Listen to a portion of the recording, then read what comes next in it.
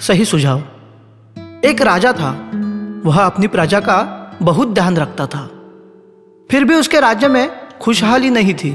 राजा अक्सर सोचता कि राज्य के लोगों की गरीबी और परेशानियां किस तरह दूर की जाए। इस संबंध में राजा ने लोगों की एक सभा बुलाई, लोगों से अपने विचार रखने को कहा। उनमें से किसी ने कहा कि दान दिया जाए, कोई बोला कि राज्य की तरफ से प्रजा को अधिक मदद दी जाए। मंत्री ने कहा कि धर्मशालाएं, कुएं बनवाए और पेड़ लगवाए, इससे प्रजा खुश रहेगी। लेकिन राजा को कोई भी सुझाव अधिक पसंद नहीं आया। बहुत से लोग राजा के पास आए, लेकिन राजा को किसी की भी बात पसंद नहीं आई। राजा परेशान हो उठा। क्या उसके राज्य में एक भी आदमी ऐसा नहीं जो राज्य की सच्ची भलाई सोच सके? इसी तरह कुछ दिन बीत गए। एक दिन राजा अपने दरबार में इसी सोच विचार में डूबा था। तभी एक किशोर वहां आया। उसे देखकर मंत्री बोला, जब बड़े बड़े विद्वान कुछ न बता सके तो तुम क्या बताओगे?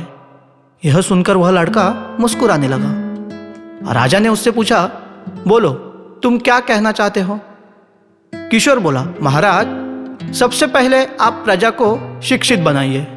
प्रजा शिक्षित बनेगी तो अपना भला बुरा सोचेगी, वह स्वावलंबी बनेगी।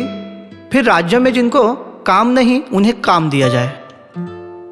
युवकों में जोश और ताकत होती है, वे कठिन से कठिन काम भी आसानी से कर सकते हैं। इससे राज्य की आय बढ़ेगी। इस आय से राज्य के विकास के काम किए जा सकेंगे।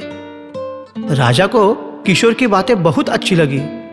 उसे राजा ने इनाम दिया, अपना सलाहकार भी नियुक्त किया। फिर कहा, जो सुझाव तुमने दिए हैं वे ठीक से लागू हो सके, इसकी देखभाल भी तुम्हें ही करनी होगी। किशोर की सलाह से राजा ने पूरे राज्य में पाठशालाएं बनवाने का कार्य शुरू किया। बेरोजगार नौजवानों को राज्य की तरफ से रोजगार दिए गए।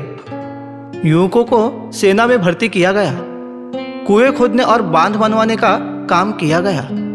पानी की उचित व्यवस्था होने से फसल बहुत अच्छी हुई, व्यापार बढ़ा। राज्य में चारों ओर खुशहाली छा गई। तो दोस्तों, यह था कक्षा तीसरी के पुरानी हिंदी बाल भारती पुस्तक का पाठ। ऐसे ही आपको और कहानियां सुननी हैं तो हमारे इस चैनल को सब्सक्राइब करिएगा। धन्यवाद।